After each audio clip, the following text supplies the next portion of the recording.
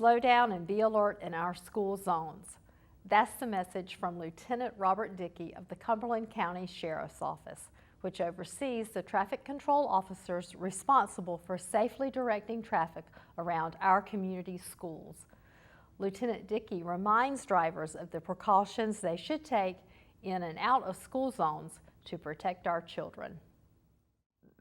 We do not have school crossing guards. They're not called school crossing guards. They're called traffic control officers.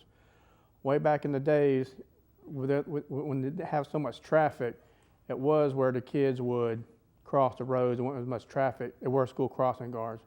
But now this day and time, there's so much traffic, hustle and bustle, they have become traffic control officers, where they basically control the traffic at the schools and get the kids across the roads and stuff. The traffic control officers are responsible for getting the children and the parents crossing the roads, and also assisting with traffic, the bus drivers and the parents getting in and out of traffic safely when they're leaving the school and also when coming in. There is currently 97 traffic control officers within the Cumberland County Sheriff's Office. Not all 97 work at one time. It just depends on what schools they work at. They do have some extra people, so if someone does call in sick. Responsibility of the traffic control officer is to ensure the safety of the children and the parents crossing roadways, and also assisting the drivers, bus drivers, getting in and out of the parking lots. And one of the biggest safety hazards I have is basically they're out there in traffic. You have people who are not paying attention, and they're out there with a stop sign, and they have no protection whatsoever to keep them from getting struck. They deal with this on a daily basis. Me and law enforcement, I have a patrol car around me. They're out there on their feet, and they have nothing to protect them. So it's basically the traffic out there is their biggest hazards. Some of the things that drivers should keep in mind when going into a school zone is there's kids out there. Some of these kids are rambunctious. You can't always predict what they're going to do. All your school zones are posted. They usually have the times in there. So if you approach the school zones during them times, you need to be on a higher alert status because there is kids out there. And just for information purposes, speeding in a school zone, you get cited for a speeding ticket, it's $250 fine plus your $109 court cost. That's $440 ticket you're going to receive, which might be an eye-opener if you get caught. Yeah, some of the things we advise pedestrians while using the crosswalk is listen to the traffic control officer. You do have kids that are rambunctious that'll, as soon as you start walking out, they'll try to cross the road. Hopefully they have parents with them there to instruct your kids. Listen to the traffic control officer, what he's doing. If he tells you to come on out, come on out. Do not leave the side of the road until he asks you to.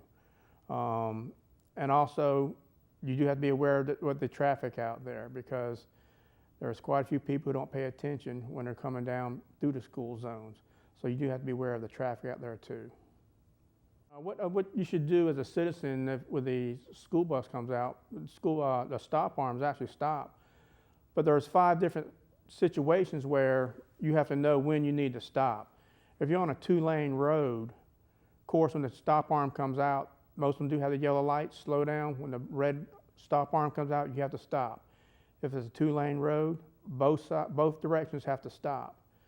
If you're on a 2-lane road with a center turn lane, both directions have to stop. If you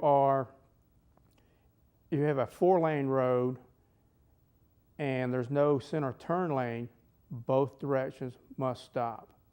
If you're on a 4-lane road with a median where there's a break in the road, a concrete barrier, a grassy area, only the traffic in the same direction as the bus has to stop.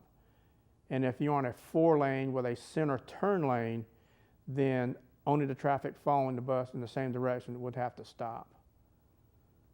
Fines for passing a stopped school bus would be $500, and also the court cost was $190, which is a pretty hefty fine there for passing a stopped school bus.